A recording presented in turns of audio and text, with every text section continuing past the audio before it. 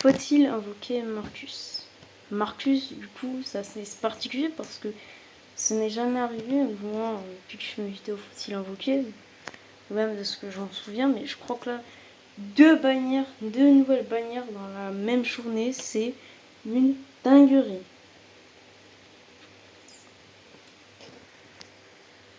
Honnêtement. Ouais, Marcus, je croyais qu'elle allait arriver un peu plus tard, voilà. Mais elle est arrivée aujourd'hui, je croyais qu'elle allait arriver demain ou un truc comme ça, mais je m'y attendais pas. Déjà, justement, Marcus, c'est un très bon perso. Et si je lui avais dit de skip, justement, éventuellement, cette bannière et que Jessica n'était pas forcément autant rentable que à sa sortie, jusqu'à aujourd'hui, donc Jessica n'est plus autant puissante qu'avant, du moins n'a plus autant de valeur qu'avant, c'est tout simplement parce que Marcus est arrivé. Marcus, c'est un très bon personnage.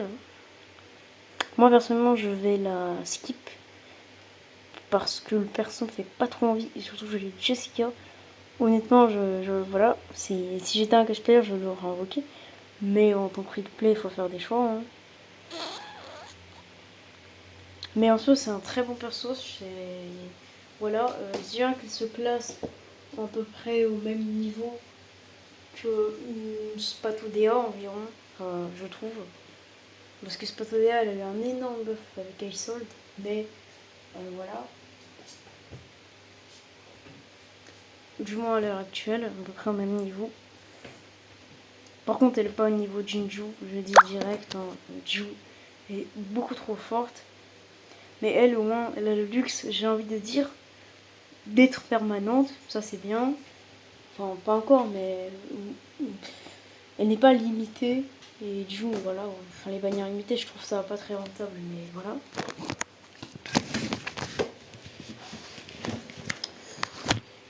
Mais du coup, Spatodea sera la nouvelle référence de la team plante, du moins en ce qui concerne le DPS. Elle est quand même beaucoup plus forte que Jessica, ça se sent. Jessica est très forte, mais là, Marcus est exceptionnel. Voilà. Elle est très très puissante. Elle possède des dégâts AOE incroyables et des dégâts mono-cibles. Je pense pas que c'est au niveau d'une Spatodea, les dégâts mono-cibles d'une Marcus, mais ils sont quand même très très bons.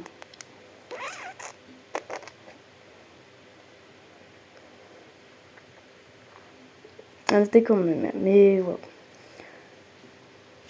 Marcus, du coup, c'est un DPS qui est assez basique. Hein, par contre, je vois DPS burst damage. Hein, il y a beaucoup de DPS burst damage sur le jeu. Mais en soi, Marcus, je pense que si vous n'avez pas Jessica, c'est vivement conseillé d'aller la chercher. Moi personnellement, par exemple, quand j'avais pris Spatodea en 1.5, parce que je n'avais pas de gros DPS beast. Et je pense que j'avais même priorisé à Six, hein, qui est pourtant un très bon perso. Et bah là, Marcus, si vous n'avez pas Jessica, elle est plus rentable que je pense 3/4 des personnages sur le jeu. Parce que Jessica avant Marcus, c'était vraiment le seul vrai DPS plante, voilà, intéressant. Donc si vous n'avez pas Jessica, bon en fait vous n'avez pas vraiment de DPS plante. Et j'avoue qu'à sortir des duos, quand il n'y a pas des ennemis, disons par exemple, des ennemis du coup beast, c'est un peu, on perd du DPS par exemple. Même duo en soi. C'est voilà. Et alors si vous n'avez pas de duo, c'est voilà. Enfin, n'importe quel DPS en soi en neutre perd énormément de valeur. L'avantage élémentaire est super important. Il augmente énormément les dégâts. En plus de surtout réduire les dégâts, je crois que les alliés, les persos vont subir. Hein, il est extrêmement fort et personnellement, avoir un gros DPS sur chaque élément, c'est ce qui va faire la différence sur Rivers notamment. Voilà. Les éléments sont très importants et voilà, c'est bien d'avoir une team complète avec un DPS sur chaque élément. C'est pour ça que Marcus, honnêtement, si vous n'avez pas de Jessica, c'est conseillé, très conseillé d'aller les chercher parce que je pense qu'il n'y aura pas un DPS plante de sitôt après Marcus.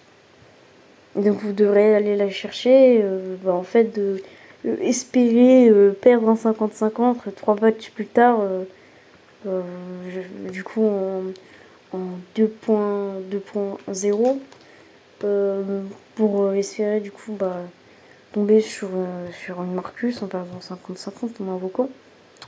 Voilà, c'est un peu RNG. En plus, il y a de plus en plus de persos perma à chaque match. Donc vraiment, là, c'est compliqué de tomber sur Marcus. Donc clairement, c'est un très très bon perso à aller chercher. Maintenant, si vous avez Jessica, honnêtement, Jessica est très très forte. Surtout qu'on a une team Hyper Carry qui fait très très bien le taf. Voilà, c'est Isol qui est très forte. C'est le meilleur perso de la mage 1.7, donc clairement. Elle est bien plus rentable. Enfin, elle était beaucoup plus intéressante à voir que Marcus. Ensuite, on met Jessica et on met Tufniri pour ses boosts crit, etc. Et ces teams peuvent en soi aller dans, je pense, beaucoup de contenu parce qu'on a deux persos universels qui peuvent aller dans beaucoup de teams. Et clairement, Jessica peut bénéficier largement de Teferi et d'Isol, surtout car c'est un DPS en plus reality. Maintenant, si vous n'avez pas Isol, Getchun peut très bien fonctionner. Maintenant, si vous avez aucun des deux, la team Poison sera peut-être meilleure, mais voilà. Si c'est le cas, là c'est vraiment. Voilà, s'il y a les deux ou l'un des deux, voilà, je pense que la team Hyper Carry est au-dessus. Et la team Hyper Carry fonctionne merveilleusement bien et peut très bien clear le contenu. Donc Jessica commence un peu à s'essouffler, mais elle a reçu un buff avec la team Hyper Carry et je pense qu'elle fonctionne toujours très très bien sur le jeu. Donc pas besoin d'aller chercher une Marcus tout simplement. Donc dans ce cas-là, c'est un giga skip. Je ne recommande pas d'aller chercher Marcus si on a Jessica. C'est pas rentable. Absolument pas rentable. Donc voilà. Donc je pense que vu qu'il y a beaucoup de gens qui ont Jessica, je dirais que Marcus c'est un skip. C'est voilà, je pense qu'il y a beaucoup de gens. Voilà, Jessica, il y en a beaucoup qui l'ont. Et du coup, Marcus c'est un skip. Donc voilà. Maintenant, je vais spoil, donc je vais parler de la scène. Donc les joueurs global, vous pouvez arrêter la vidéo. Enfin, ceux qui regardent que la globale, je vais pas se faire spoil. Voilà, j'ai du spoil là. Donc voilà. Donc maintenant, je vais parler de la CN. Déjà, la raison de pourquoi je signe de notre raison de pourquoi je skip Marcus, c'est pas que pour Jessica.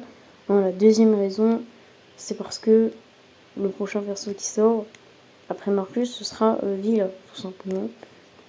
Villa, ce sera vraiment un très très bon sustain qui va pouvoir rip bien tout féminin et s'imposer comme le meilleur sustain du jeu. Elle est juste beaucoup trop confortable en plus. Et je sens vraiment que Maylor commence à vraiment s'essouffler, particulièrement mon Medicine Pocket qui, à l'heure actuelle, ne fait tout simplement pas le taf. Voilà, il ne fait pas le taf. Je me fais juste annihiler par les ennemis. Il y en a marre. Maintenant, je vais à Pool Villa. Comme ça, au moins, dans tous les cas, j'aurai un gros perso et j'aurai du confort. Par contre, tout Ferry, la mienne, honnêtement, elle passe crème. Honnêtement, ça marche très très bien. Même si elle sera clairement pas au niveau du confort d'une Villa, elle n'est clairement pas autant en train de s'essouffler qu'un Medicine Pocket ou n'importe quel autre sustain tout simplement sur le jeu. Donc aussi pour les joueurs CN, voilà, c'est encore une raison, enfin pour les joueurs qui regardent la CN, c'est encore une autre raison de skip, je vais dire Marcus, parce qu'après on a Villa. Et les cash players qui se mettent bien parce qu'ils pourront pull Marcus et Villa et ce duo est dinguerie, mais en fait on va pas pull Marcus et Villa, on peut pull que un des deux et dans ce cas-ci c'est Villa le choix à faire, bien évidemment. Hein, voilà. Et limite, même si vous avez pas Jessica, elle reste beaucoup trop rentable, Villa. Le confort de jeu qu'elle apporte est juste aberrant.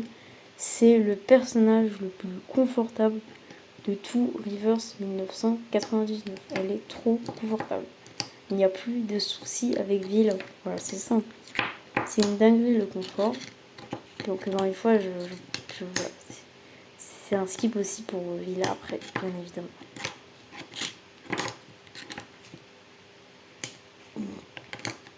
Voilà, ciao.